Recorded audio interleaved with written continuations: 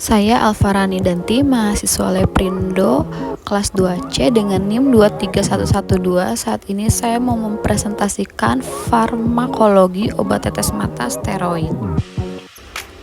Mata sebagai organ sensori memiliki sifat farmakodinamik dan farmakokinetik unik.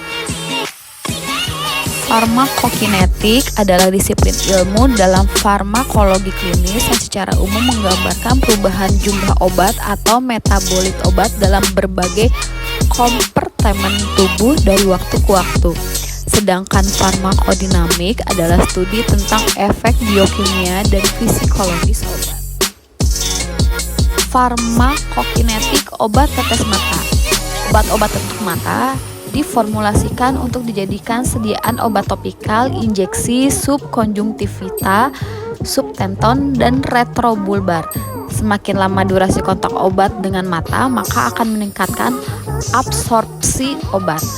Absorpsi obat adalah perpindahan obat dari tempat pemberian menuju aliran darah. Kecepatan dan efisiensi absorpsi tergantung pada cara pemberiannya. Pemberian obat secara topikal dapat diberikan dalam 3 bentuk formula. Yang pertama, dalam bentuk larutan, dengan kelebihan penggunaan yang mudah dan efek samping yang minimal. Kekurangannya, waktu kontak dengan permukaan mata yang sangat singkat, absorpsi kurang baik.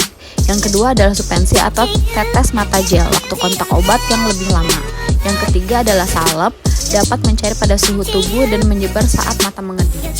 Ketika obat tetes mata atau salep mata masuk ke organ mata, zat aktif obat tersebut akan diserap ke pembuluh darah mata, kemudian didistribusikan ke seluruh bagian bola mata melalui udara mata yang diproduksi di bagian dalam bola mata dan dialirkan ke bagian luar bola mata. Setelah tahap distribusi, zat aktif akan dimetabolisme dan bertemu dengan reseptornya sehingga terjadilah efek obat yang diinginkan. Metabolisme obat mata di lapisan air mata terjadi melalui enzim seperti sitokrom P450, esterase, dan peptidase. Konsentrasi protein di lapisan air mata meningkat tajam pada mata yang meradang. Metabolisme obat mata di jaringan mata, obat yang dioleskan ke permukaan mata dapat melewati sawar darah okuler.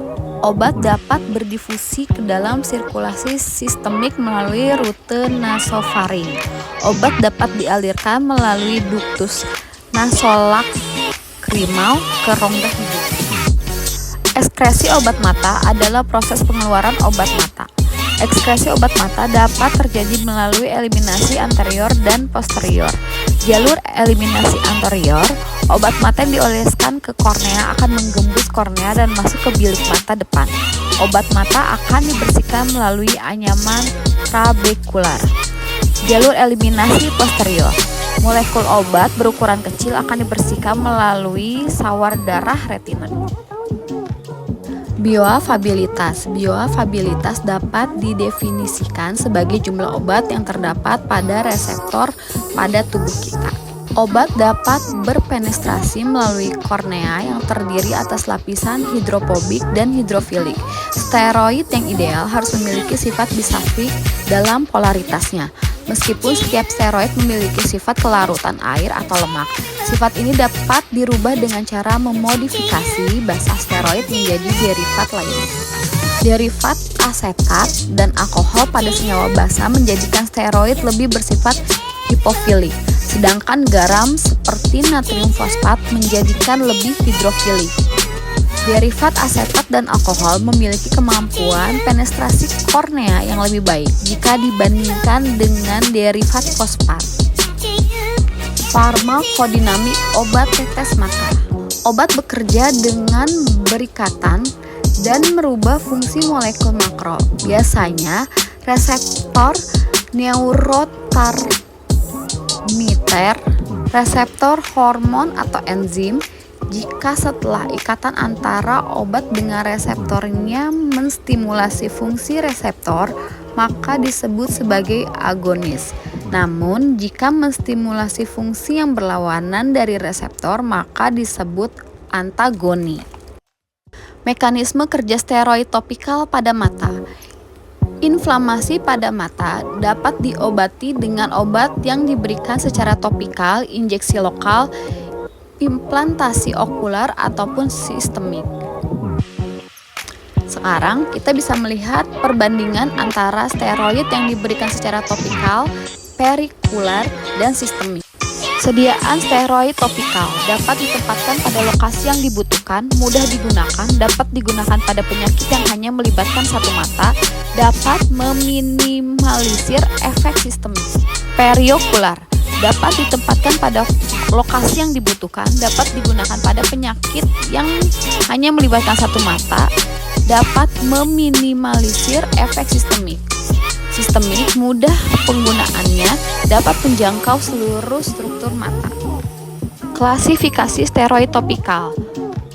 Prednisolon merupakan analog sintesis dari hidrokortison yang efektif untuk inflamasi ekstraokular dan intraokular.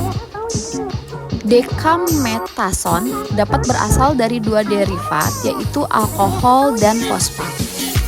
Fluorometolon efektif untuk menangani inflamasi ekstraokular dan resiko peningkatan tekanan intraokular yang lebih rendah, namun memiliki tingkat efektivitas yang lebih rendah jika dibandingkan dengan dexamethasone, alkohol, dan prednisolon asetat. Indikasi pemberian steroid. Secara umum penggunaan kortikosteroid dapat diberikan pada kasus-kasus alergi, inflamasi non-pyogenik.